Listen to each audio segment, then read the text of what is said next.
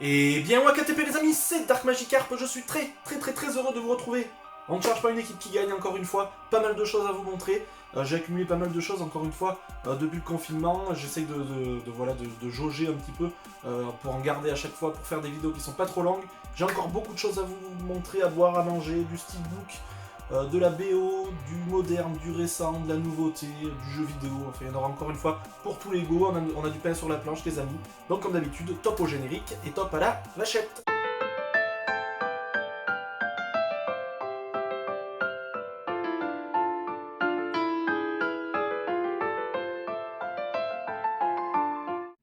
Si on va sortir un petit peu des sentiers battus et on va commencer par de la BO, c'est rare que je vous en présente, pourtant j'en achète assez régulièrement quand même.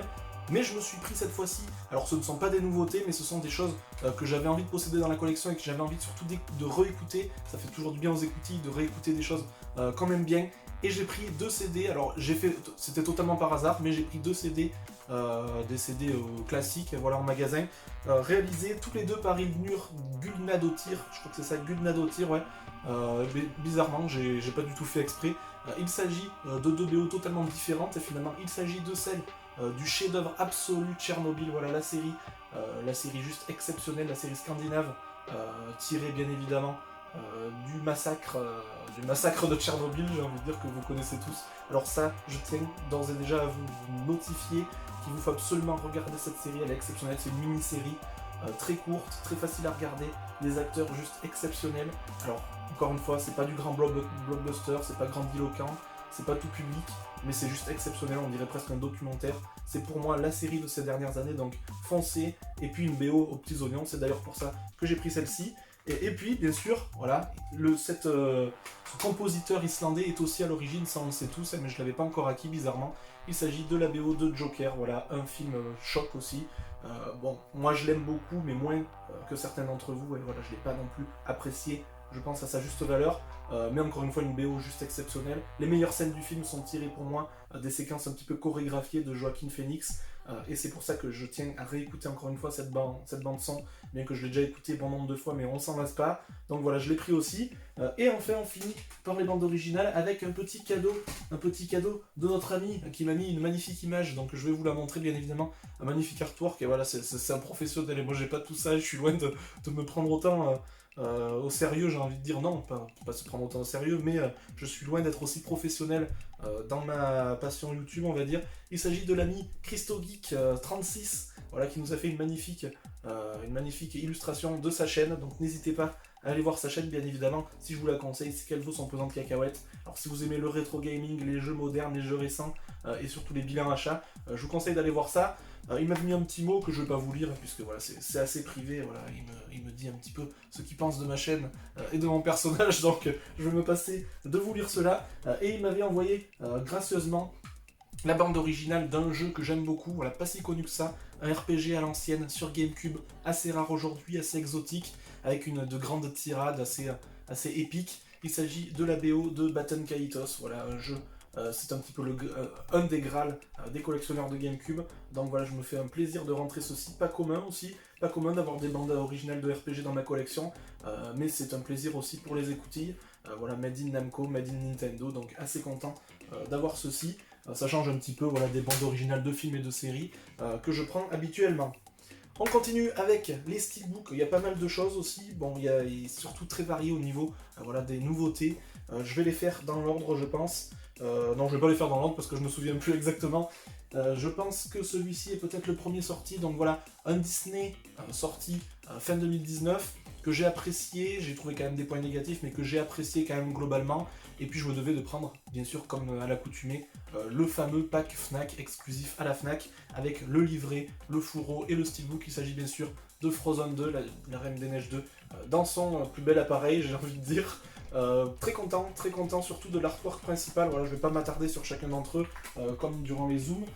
Mais j'aime beaucoup l'artwork principal, on n'a pas encore repris l'affiche du film, voilà, on a fait quelque chose d'assez créatif, d'assez subtil entre guillemets, voilà, d'assez artistique, et c'est vraiment ce que j'aime, parce que j'aime pas trop quand on reprend les affiches de films avec tous les personnages, etc.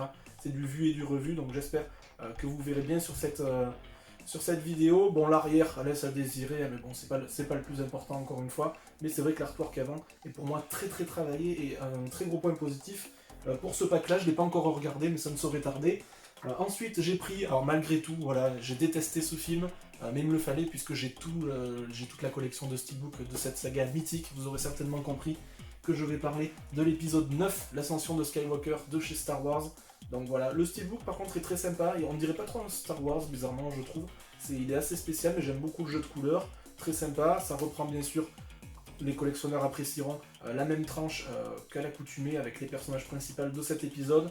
Bon, une trilogie à oublier bien évidemment si je dois vous parler de ce film et de la trilogie récente. Moi, en tant que grand fan de Star Wars, je ne retiendrai que les 3 opus originaux des années 70 et 80, ainsi que Rogue One aussi, qui est pour moi finalement, qui aurait dit que Rogue One serait le Star Wars récent le plus réussi. C'est dire si les autres sont assez mauvais, malheureusement, mais bon, au moins j'aurais complété la saga et je suis bien content. Pour mon aspect collectionneur, bien sûr, je me devais malheureusement de le prendre. Et enfin, le dernier en date sorti, voilà, un film que très peu de personnes ont apprécié. Bizarrement, je suis un des plus difficiles, mais j'ai apprécié ce film, donc voilà, je l'ai peut-être apprécié pour ce qu'il était, pas plus, pas moins, voilà, et on voit que c'est assumé, c'est un divertissement popcorn assumé, et je vais me faire un plaisir de le redécouvrir en 4K. De plus, le steelbook est réussi, donc que demande le peuple? Il s'agit bien sûr de Birds of Prey. Alors est-ce que, voilà, c'est ce que je me posais la question, il n'a pas eu tant de succès que ça au cinéma aussi, est-ce que le choix du titre Birds of Prey, c'était pas un petit peu trop abstrait pour les gens non connaisseurs? Est-ce qu'il n'aurait pas fallu faire apparaître Harley Quinn un petit peu plus, appeler le film peut-être même Harley Quinn tout simplement, le faire apparaître un petit peu plus judicieusement et un petit peu plus concrètement dans le titre, je ne sais pas. En tout cas, le steelbook est très joli, je l'aime beaucoup, voilà, je ne l'ai pas encore revu non plus, mais ça ne saurait tarder, je pense qu'à 4K, en 4K ça va valoir son pesant de cacahuètes, surtout au niveau sonore aussi, parce qu'on avait une bande son vraiment exceptionnelle. J'ai la bande originale que je vous avais pas présentée, mais c'était du tout bon, comme dans Suicide Squad d'ailleurs. C'est une playlist un petit peu sélectionnée d'artistes déjà existants, mais très très sympa aussi. Et enfin, je vais vous présenter les Blu-ray. Voilà, je prends toujours chaque mois quelques Blu-ray anciens pour soit rattraper les films loupés en 2018, 2019 et les années précédentes, et aussi prendre, vous savez, les films un petit peu alternatifs, les films d'époque, les vieux films, les films d'auteur qui sortent enfin en Blu-ray. J'aime beaucoup en prendre aussi, et j'ai encore fait un melting pot d'un petit peu tout ça. On va commencer par le chef-d'œuvre, que dis-je, un chef-d'œuvre, j'en sais rien puisque je ne l'ai pas encore vu, de Pavel Pawlikowski, donc sorti en 2019 aussi, Guerre froide, donc Cold War, filmé entièrement en noir et blanc. Donc ça c'est un film que j'avais loupé au cinéma, qui n'était pas passé chez moi et que j'avais donc loupé, mais je vais pouvoir enfin le rattraper. Donc là c'est un film voilà, russe qui retrace un petit peu la guerre froide avec son ambiance noir et blanc, son ambiance sombre. Je pense que ça va être du tout bon, ça va être ma cam, c'est quasiment à coup sûr.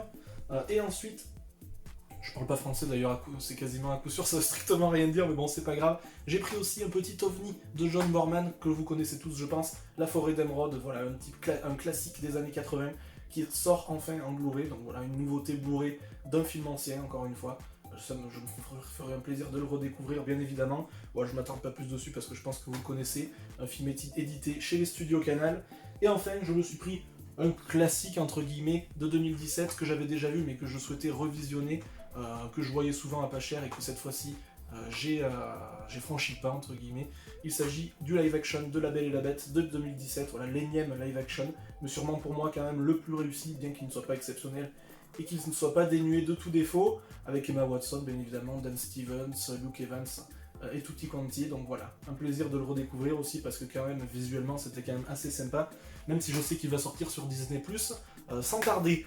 Voilà les amis, j'espère que cette vidéo vous aura plu, j'ai présenté pas mal de choses diverses et variées encore une fois, de la BO, du steelbook, du Blu-ray. Dites-moi surtout dans les commentaires quels sont les objets que vous avez le plus appréciés, si vous comptez acheter ces nouveautés steelbook, etc. Est-ce que vous avez vu certains de ces films et si vous les avez appréciés ou non. Quant à nous, on se dit à la prochaine comme d'habitude. D'ici la prochaine vidéo, sortez couverts, portez-vous bien et puis salut.